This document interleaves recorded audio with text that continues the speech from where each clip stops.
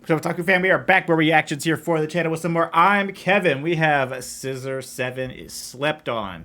It feels like a very long time since we did his last Scissor 7 video, but hey, we're here to hear more about it because we never watched it. So we're going in just as blind as the last time. Thank you for the continued support. Be sure to comment, like, subscribe, and check out the Patreon link down below for full and cut reactions, TV shows, animes, and movies. Let's hop on in. Is this a Kevin upload that didn't take 3 months to come out? Yes. See, I'm a changed man. I wear quarter zips now. I drink matchas now. I'm elegant, classy, Elegante. sophisticated. I would never make y'all wait that long. Matter of fact, brother Noah, let them know how the quarter zip changed your life. You know, last week, I was in the hood, I was broke, I didn't think I was gonna ever make it out. But then I put on my quarter zip, and my life changed, bruh. I'm a whole different man now.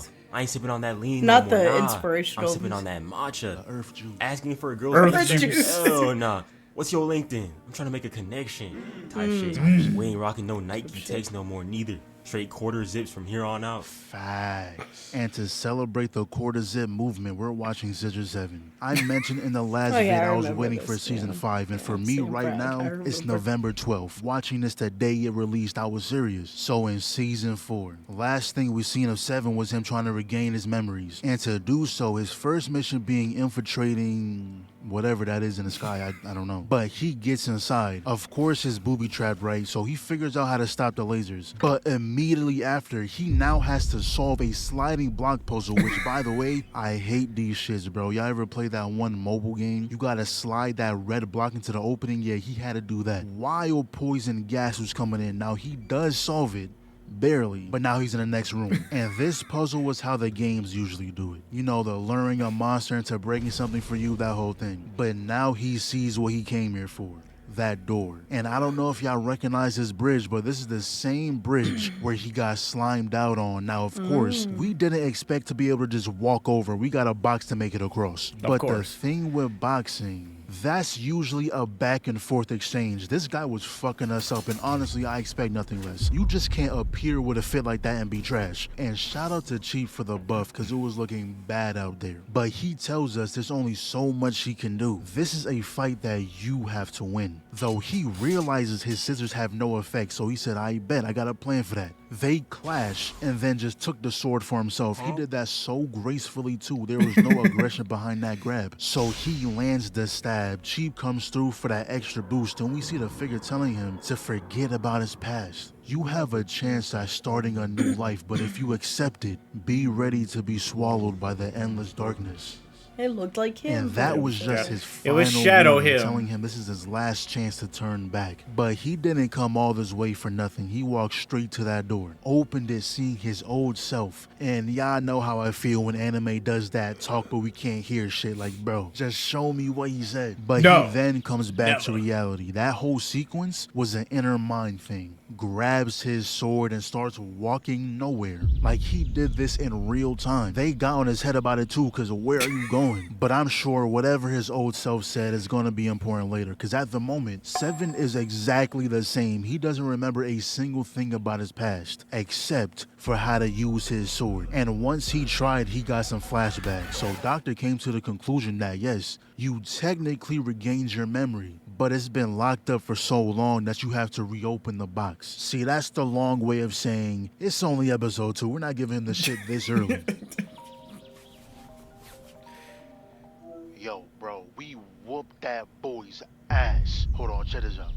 I'm putting that shit on the gram, nigga. But right after, a ship comes down. And it's always funny to me how people run away when stuff like this happens. Because, bro, they landed already. They seen you. I know they're not riding inside that shit pitch black. And those are the stands too, by the way. The futuristic technology people. If DBZ space pods can have a window, I know for a fact they have some hologram windshield in that bitch. But they're here, if you remember. The stands take super-powered kids from this island back to their island to experiment on. And Cheap is a troll. He started hitting the Adam dance on him. But this proves what I said earlier. They already knew the superpower girl was hiding over there, so he just grabbed her. And you see how Second is still standing there, just watch. So this kid comes through because he's tired of them taking away his people. So he creates this giant spike, which if that shit worked, you would have killed the girl too, but And 7 finally decided to move when it can up his aura points. But once he saw that logo, all of these people are your enemies. They must die. And he took that to heart. Chopped dude's arm off. Hold on. Not the child. This is how true fathers be with their children. This is probably why I have a flat spot on the back of my head. Gobi. Did not have to do all that. Dude's arm off. Hold on. Just reminds me of Ichigo and Nail. And 7 was about to end that man. Sheep had to step in and said, all right, bro, calm down. It's not that serious. All of them must die. Now we're seeing the first problem with getting his memories back. Going back to his old ways. In the millisecond they got a chance, they hop back in that ship. I thought they were gonna fly away, but nah, they locked on and fired. And y'all know when the hair's out, the lion's mane, he ain't here to joke around. And low-key, I'm glad he's acting like this right now. Cause that sword is broken. The old 7 doesn't know how to put that to use. Now, what I wasn't expecting was him to start fighting Cheap. And if I had to choose, I'm putting my money on Cheap every time. He rushes in, blocks his sword with a bare forearm, grabs the wrist, 7 blocks the right. Look how he dodges the sword. Within the same motion, kicks the back of his head. His foot not even all the way in that sandal. Turns around, punches the sword, they clash, I think. Kicks him away, he runs back in. She pulls out a dragon claw, grips the blade, but don't forget, this ain't no normal sword. Let's go ahead and deconstruct real quick. Got the first hit. Maybe I put my money on the wrong guy. I take that back. This dude threw out a kick and the sandal is what did damage. And then peep this. He goes, yeah, I can do split attacks too. We looked up and see a falling sandal. The man jumps back into said sandal, kicks him across the map, and I don't even know what to call this technique. The sandals got a mind of their own. The only thing hitting 7 right now are those sandals. And that junk is extremely effective. Done knocked the sword out his hand, but don't forget, he can control that shit like Mjolnir. To me, my blade. And look how he deconstructed the blade for no reason. He could have just called over the entire thing. This goes into my point from earlier. This version of 7 has been gone for so long, he knew his aura was depleted. Gotta build that back up. That's why he just did all of that for no reason. And I can't do nothing but respect it. This is an extraordinary display of aura cultivation. And it truly only gets better from here, because Cheap blocks his attack. 7 deconstructs the blade. Cheap redirects the pieces, sending it back at 7, and at this point y'all are just throwing each other lives. This is not a fight, they're both just going for clips. And one thing I love about this show is that even though it's goofy, it has substance to the goofiness. Like, he stopped the blade with his toes at the same time, telling him, and I quote, "You have all that power. What is it for?"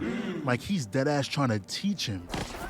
And just like that is over. And apparently that sword is called the Blade of Malevolent Spirit. And every time he uses it, it consumes his chi. Hence why he collapsed a second ago. And now he can only use it for a minute each fight. And if he uses it more than 5 times, he dies.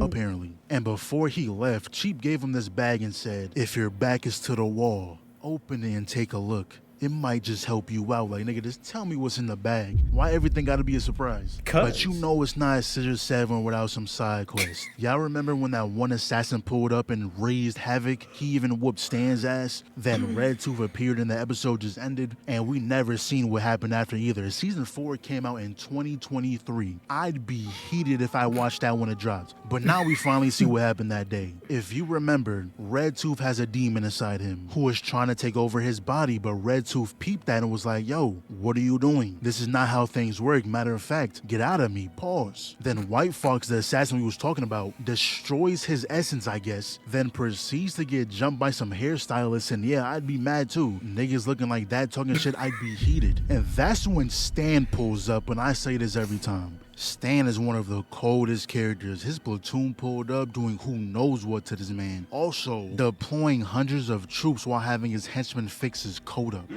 And he took him as a trophy. And who the fuck is this? He came through, took the demon, and left. Anyway, since all of that was taken care of, Red Tooth decided to fill in for Granny Chairman, and they done gentrified my boy, put him in a suit, slicked his hair back, and yeah, I guess this is his life now. So we cut back to 7 while they're traveling on Swordback, and Birdman must have just got his hands on a new blick, cause at the slightest inconvenience of this dog man not wanting to switch spots, he pulled that shit out immediately, was ready to take a life over a seat. 7 is now least of our concerns. Birdman needs to be watched. But while they were on this trip, this guy happened to get on. Now, he did help us the last time we saw him. He fought that one guy with the bad fit, but we also found out that 7 was the one who killed his master, so he stood up and told him, hey, let's duel. Right here, right now on his flying sword. Let's fight to the death.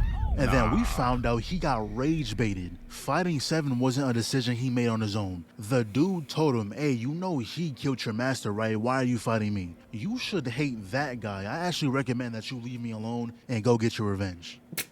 Pussy. Oh my God. And that was the icing on the cake. He had no choice but to give in. He used the That's a good forbidden way to word. get- So he dodges all these attacks, blocks the knee, and I can already see it now. Maybe one day we'll get that Scissor 7 fighting game. This is a perfect stage. And even after almost dying, this man still wants to box, which I guess that's the point of fighting to the death. What the fuck? Hey, yo. Legs wrapped around the waist, maintaining eye contact.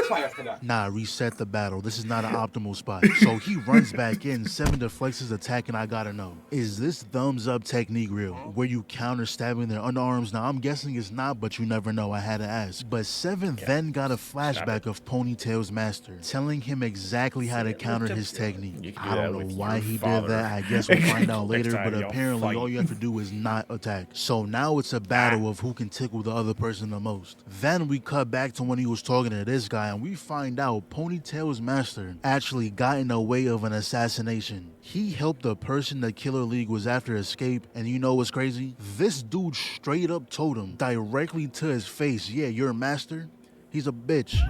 I broke all his bones in his body. He's not like that. And you would think the guy who's out for revenge would hear that and be like, oh, you did all that? Yeah, I gotta beat your ass now. Because at that point, 7 was the one who put him out of his misery. He wasn't the one who snapped every bone in his body. But they got back to fighting, and he wasn't throwing out thumbs no more. He was throwing out straight haymakers. Followed up with a knee to the face, causing him to crash into another sword. And imagine this happening to you. Imagine being background props. Most importantly, imagine being this guy. Wasn't even thrown at the threat. The nigga just threw him out a mountain. I'd be heated. At least let me change the tide of battle. Don't just throw me because you can. But turns out he was actually aiming them at the branches. He was actually saving them. So after seeing that, Ponytail said, wow, you know, maybe I misjudged you. So they pieced it up and went on their merry way. But after causing a sword crash, I doubt they're gonna let you back on. So yeah, they got banned. And now they're stuck walking, but they do come across this inn. And the goal of this trip, if I didn't say earlier, is to find 13. The last time we saw her, Green Phoenix sent her on a trip to find the one who can teach her the most powerful skill of their sword style. And 7 is asking around to see if anyone spotted her. And even if they did,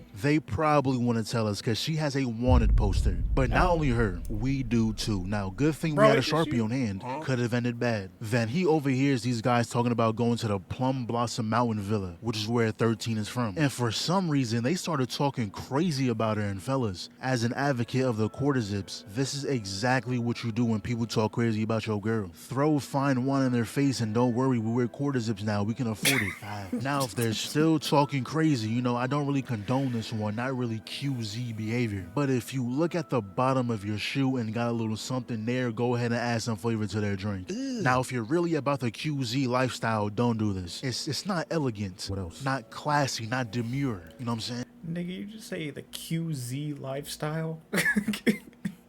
The quarter zip stuff gotta chill out, bro. Lifestyle, don't do this. It's not elegant. What else? Not classy, not demure. You know what I'm saying? Anyways, he accidentally wiped a Sharpie off his face, and everyone peeped he was the one on the wanted poster. Now, we did get some help from the guy in the back who sang a song putting everyone in a music video. Shout out to him, and he actually offered us a ride, which we should have refused. A wagon strapped to a turtle dog, hamster thing. What is that? Whatever it is, we'd be better off walking. Not only are we going 2 miles an hour, but the guy is serenading us with nonsense. Have you ever had to suffer through your friends singing over a song for 10 minutes, and no matter how many times you tell them to stop, they won't stop? That's exactly what 7 is going through right now. So after a long trip, I can only assume, they made it to the Plum Blossom Mountain, opened the doors, and we see Steve holding that man in a 7-day lock while the old man is holding 11, aka 13's sister. So they then tell us how they got here in the first place. 11 came here to take something of hers back. Steve is just her +1.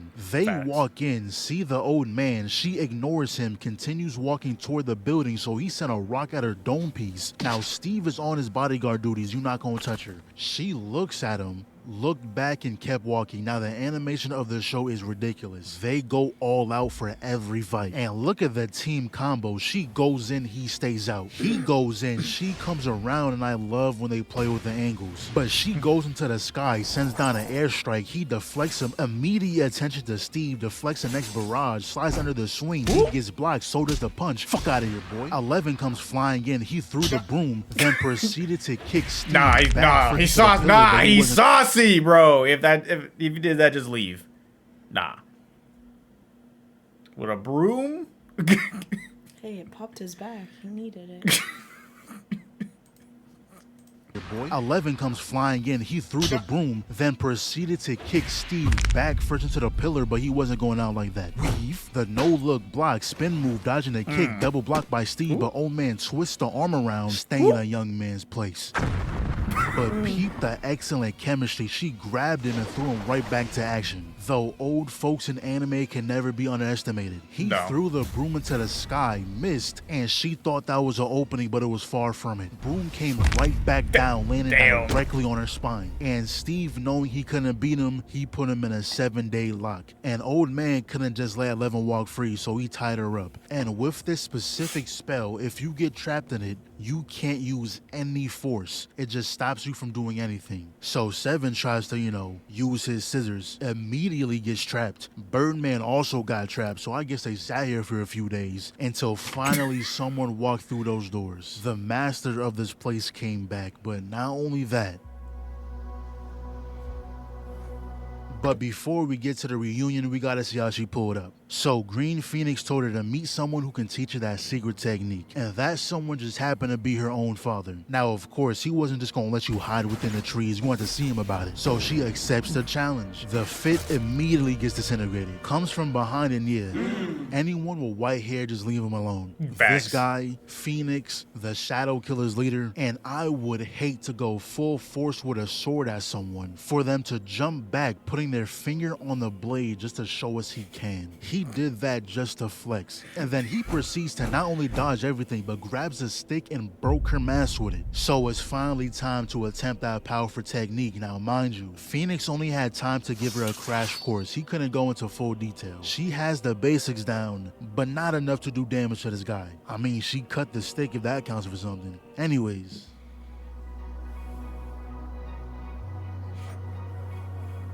yo, 13, it's good. Is this a friend of yours? No. He is not. I've fought through a lot of shit, and I've done a lot of shit. But I'll tell you Not this, hell. one thing I would never do is get fucked over by some girl I was just trying to love. I'm a good dude, you get that? And I don't deserve to be treated like this. Well, ain't that some shit? But it's time for the training arc. Everyone loves a good training arc. Now, Master Plum told her to pierce a hole into the stone. So she proceeds to destroy the thing. I already knew she did that wrong. So he steps up and did exactly what I was thinking. He said pierce, not obliterate. Though right after, he got news that assassins were outside trying to get the bounty on 13's head. So she decided to leave. Wrote a letter saying these are her problems, so she'll deal with them. She'll be back to challenge him. And right when she masked up, she gets attacked. Set the house on fire and all, but didn't know she was hiding on that weapon. Leg locked and cut the neck. That's one down. unsheaths the sword we're dual-wielding, and she is getting jumped. They're not respecting the ones. Still standing her ground though, she evades every attack. Let the blade go, kick the right in bro's chest, drop kicked his ass too. And I like how she's not easily wiping them out. Shows she still needs to grow. And cutting the mask off only made this scene that much harder. Look. That's a wallpaper. And then it fades to black. I know we're never gonna see how that fight ends either. I know how y'all move now. You ain't gonna catch me. Next time we see her, she probably gonna be ore farming or some shit. But what we see now is the leader of the Shadow Killers, activating another robot assassin because Phoenix bodied the other one. But the fact that he's even here means he won that fight against Phoenix. He tells us that he's locked up in some valley, but Phoenix wasn't his only worry. The fact that his disciple, the fact that 13 is still out there, makes him uneasy, and that's how it should be. Respect Big 13. But he wants them to use Phoenix as a trap to lure her in. Now, from previous events, obviously I need some help, so welcome our new recruit, number 9. And this is exactly who I've been waiting for. I seen the clips, and he was like, nah, I don't need him with me. I can go by myself. And shorty, I don't know why you laughing. Had to let him know real quick. Anyways, we cut back to 7 and they threw us in jail. Wow. Why? I don't know. We came here with a gift basket and they still threw us in here. So of using that sword, we was able to cut the ropes, but apparently that old man just likes sitting in the dark. But when he cut off his hair tie, I swear everyone in the show is Dr. Doofenshmirtz. The second his hair came down, Perry the Platypus, like you couldn't tell that was 7 the whole time. But obviously they crossed paths before. The old man actually isn't an old man. His prime was like 2 years ago. Oh. He was known as the best trap setter. He has never failed a mission. Until 7 came along. And since he lost, I guess out of fear, he got plastic surgery on his face, somehow changed his entire body structure, all for no reason, by the way. Nigga did that on his own accord. You know when people do stupid shit like you ain't never do a backflip before, why you trying to do a backflip now? That's him. Dumbass. No one told you to do that. But he actually recreated that exact scenario just so he can figure out what went wrong. And since 7 is here, they might as well rematch. And I doubt you're surprised, but it played out the exact same way it did back then. Now, continuing our journey to find 13 again, we overheard people talking about where Phoenix was locked up, so we knew where she was heading. On the way though, we came across his gravesite, where we happened to run into this guy. They fought in the last season, and what he said after finally put all the puzzle pieces together. He asked if he remembered when they met here 2 years ago. He was also trying to save a girl then too, and that's when it all started coming back. Xuan Wu, a nation built on martial arts, terrified that technology would replace everything, so they made Stern their sworn enemy. Started the assassination training program that turned out to work extremely well. It created the most perfect assassin, unrivaled by the world. But with each mission, he began developing his own ideas, even began disobeying the leader. Obviously, the leader wasn't happy and knew he couldn't let a rogue assassin be let free. But how do you kill what can't be killed? Through their heart. No matter how tough you are, there's always something or someone that you hold close, and in his case, it was a girl. So the leader trapped her inside the Divine Beast Tower, knowing the only way to save her would be to slay the beast, but in doing so, would make him an enemy of the nation. He did not care. Took the beast down, and everyone that pulled up took them down too, with a girl in his arms, by the way. But after doing all that, she slimed him out. The girl has been arranged from the very beginning. Meeting 7, getting close, all of it was a part of the plan. Damn. All he was a tool, an assassin made to protect the nation and disposed of after, making way for someone to take his place. And he was full on ready to fight 7 right there and now. But he refused. He accepted his old self, saying, my past may speak of who I was, but it has no say on who I am today. The past may remember me one way, but the present knows me as someone new. Hold on, one more. The self I carried before is a memory. The self I carry now is alive. But 7 said this is a chance for him to start a new life. He noticed the knife the girl used wasn't coated with a lethal poison. All it did was make him lose his memories, so she must have wanted him to forget this life, forget all his problems, and live for something good. Next thing we see is 13 arriving at this place where Phoenix should be at. And I'm loving this vigilante arc. Like, she's barely said a word this whole time. Just straight action. These little grunts pulled up, jumped in the air, threw the spear down, and stood on it. The next wave comes in, sliced the first one, jumped off the spear, kneed the second, still in the air, cuts the third, grabs the spear, drifts to the other side, took his ass out, knocking him down one by one. They actually ended up destroying the raft, but no problem because you're gonna give us a ride. Kicks off and on the way down, slashes the rest. And you know she gotta hit that landing. And that's when we see Phoenix. Got him locked up like Tai Lung, but of course, it was a trap. We knew that already. That wasn't the real Phoenix. But then I realized why 13 wasn't talking. Why? Because she's a man. 7 was actually cosplaying as her. Now the grunts are no problem. Redhead, he can handle her too. But she isn't his opponent today. He finally gets to fight his so-called replacement. The cape covering his sight, he stabs through, or so we thought. The guy threw it, blitzes behind and slashes the back, and made sure to put the drip back on. Yo, I kind of fuck with this guy. Not only is he faster, he's also stronger. And the second he seen the type of sword 7 was using, he said, hold on. I kind of want to try that. Blitzed in front of him, knocks the sword out his hand. Get your ass back. Let me show you how to use this shit for real. The man took your sword and started giving you lessons. And you know when a character's laid out like that, they're either dead or about to get a boost. And obviously it was the boost. And really all he did was realize he doesn't have to be the old 7 to be this unrivaled beast everyone keeps claiming he is. There should be multiple ways to solve a puzzle, and in this case, it's in the title. Let's go ahead and use them scissors. Get ready. Weave, duck and roll, and my goodness. Look at the animation. They upped it even more from the last season. One thing that does it for me is the angles. When they switch it up like this, sensational. And it's about time we took our sword back. He thought it was an opening, but he sheaves the blade. Get my shit back, bitch. Matter of fact, got that nose leaking. Had to take his cape off. He was getting riled up. Now, the special thing about his sword is that it's extremely sharp. You can't just block it, you gotta deflect. And he actually disarmed him once again. Yo, 7, lock in. Grabs the hand. To me, my blade.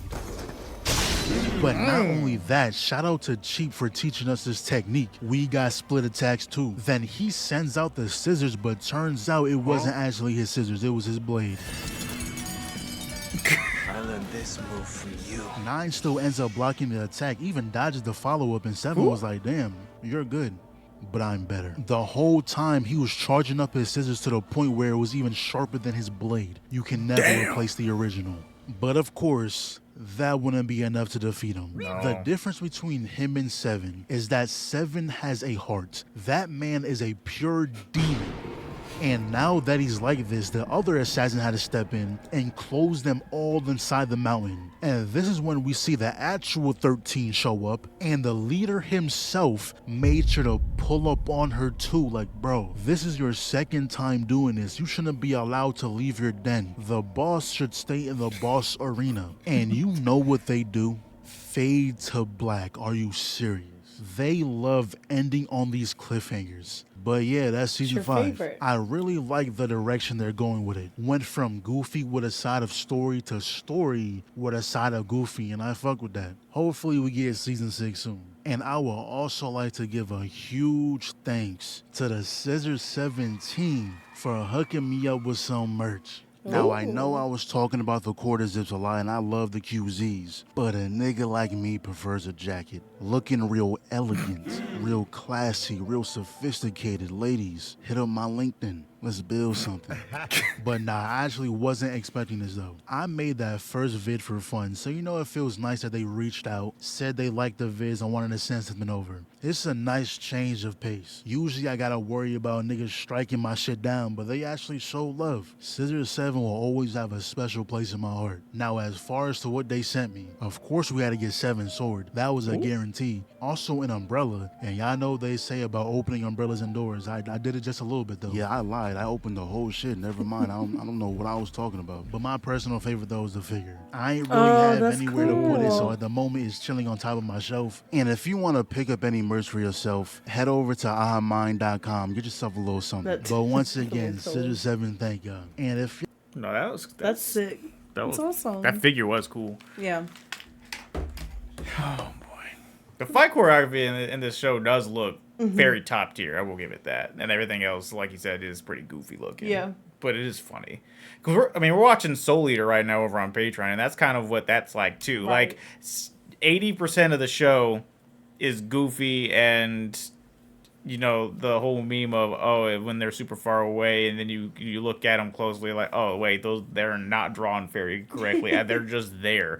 But then they do some cool shit where Maka swings that scythe around and it's all fluid, and she's like, oh, the whole budget went to this 1 30-second clip of her swinging that scythe around. Like the fight scenes just start popping off for absolutely no reason, and I love it. That's how it sometimes be.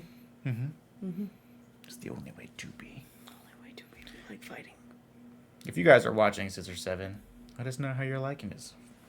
I didn't realize this was 5 seasons. Yeah, when he said the 6 seasons, I was like, oh, I didn't know it was that. We've only ever seen anything about it from his first video, and I don't really remember him saying what season that was for. I just thought he probably told us the whole thing, but like really fast paced. I didn't realize how many seasons of that show existed. I thought this was like the 2nd season. Or something. So good Lord, if you guys are keeping up with that show, how do you feel about the cliffhangers, and are you enjoying it? We'll see you guys for the next video. Bye.